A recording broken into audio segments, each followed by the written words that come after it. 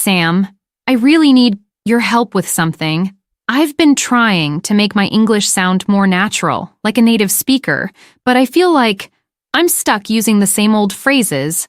I know you're great at this stuff. Can you teach me some better ways to express myself? Of course, Emma. I'd love to help. Let's take some common phrases and give them a bit of a makeover. Sound good? Absolutely. I always find myself saying, "That's interesting, but I'd love to have more options." How can I express that something is interesting in a more engaging way? Great choice. Instead of saying, "That's interesting," you could say, "That's captivating," which suggests that something really grabs your attention. For example, if you're talking about a documentary, you might say, "The documentary was captivating. I couldn't look away." Or if you want to be a bit more casual, you could say, "That's fascinating," which is a bit stronger than just interesting. You could use it like this. "Her story about traveling through Asia was fascinating. I had no idea those places were so unique." Another option is, "That's intriguing," which gives the idea that something is so interesting you want to learn more about it. For instance, "The mystery novel I'm reading is intriguing. I can't wait to see how it ends." Captivating. I'll definitely use that. How about when I finish a book? I usually just say, "I really liked this book."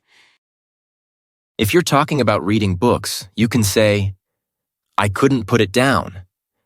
This phrase means that the book you're reading is extremely interesting that you couldn't put it down. Or, "I was so into it, I lost track of time." Now, if you want to say the opposite, like something was boring to you, you can say, "I was bored to death." That means something was really boring, or "I was bored to tears." For example, if you went to a conference and it was really boring, you will probably say, "That conference was horrible. I was bored to tears." Now, if you want a longer phrase, you can say, "It's about as exciting as watching paint dry," which really emphasizes how slow and uninteresting it was. Or you could say, "That didn't hold my attention," which is a more polite way to express that something was boring. Now, what if I'm unsure about something? I often say, "I don't know." There are some creative ways to say that. Instead of "I don't know," you could say, "I'm stumped," which means you're completely puzzled. Another option is, "I'm in the dark," which suggests you have no information at all. I'm in the dark. I love that. What about when I see my friend is sad? If you see a friend worried, you will probably make a comment like, "You look a little sad." Instead of saying that, you'll say, "You look a bit down. Is there anything I can do to help?" After that, you can cheer up the friend who feels sad or depressed. You can say, "Cheer up" or "Chin up. It's not so bad. Everything will be okay." Or, "Look on the bright side." You say this phrase to tell your friend to consider the positive aspects. For example, if a friend failed an exam, but you have the chance to talk to the teacher about it, you can say, "I know you failed the exam, but look on the bright side.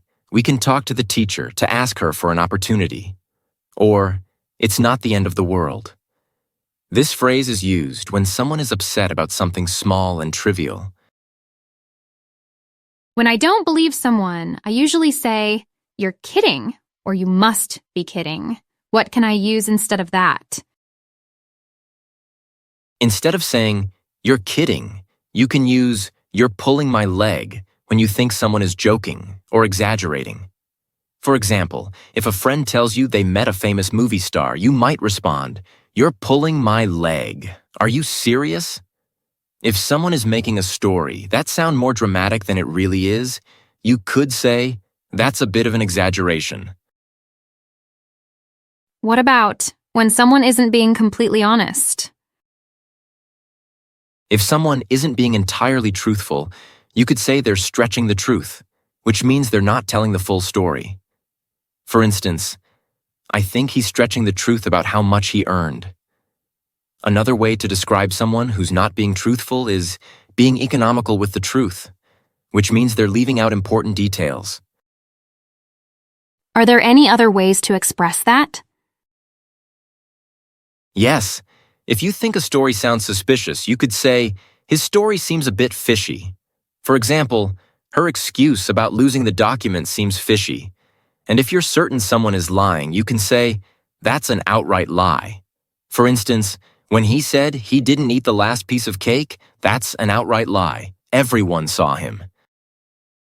How about when I want to say, this is easy? Let's make that more engaging. Instead of this is easy, you could say, this is a piece of cake, which is a fun, idiomatic way to express that something is very easy. For example, if someone asks how the test was, you could reply, oh, it was a piece of cake. Another option is, this is a breeze, which suggests it's so easy it's like a gentle wind. You might say, don't worry about fixing the bike, it's a breeze. If you want something a bit more creative, you could say, this is a walk in the park, which paints a picture of how effortless it is. For instance, that assignment was a walk in the park. I finished it in no time. A piece of cake is such a fun way to say something is easy. I'll definitely start using that. What can I use when I'm happy? If you want to express that you're really happy, instead of just saying, I'm happy, you could say, I'm over the moon, which means you're extremely happy, as if you're floating high in the sky. For example, I was over the moon when I got the job. Another option is, I'm on cloud 9, which paints a picture of being so joyful that you feel like you're on a cloud. You might say, I've been on cloud 9 ever since the wedding. If you want to convey a deep and lasting happiness, you could say, I'm elated, which is a more formal way to describe intense joy. For instance, I was elated to hear the news about my promotion. On the other hand, if you're feeling really angry, instead of saying, I'm angry, you could say, I'm furious, which indicates a much stronger level of anger, like when something really upsets you. For example, I was furious when I found out someone had scratched my car. Another expression is, I'm livid, which means you're so angry that you can hardly control it. You might use it in a sentence like, she was livid when she realized the mistake cost her the project. If you want a more vivid image, you could say, I'm seeing red, which suggests that your anger is so intense that it's affecting your vision. For instance, he was seeing red after the argument. It took a while for him to calm down. Thank you so much, Sam. This was really helpful. I'm glad you enjoyed it, Emma. The key to make your English more native is to practice using these phrases in your daily conversations. The more you use them, the more natural they'll feel.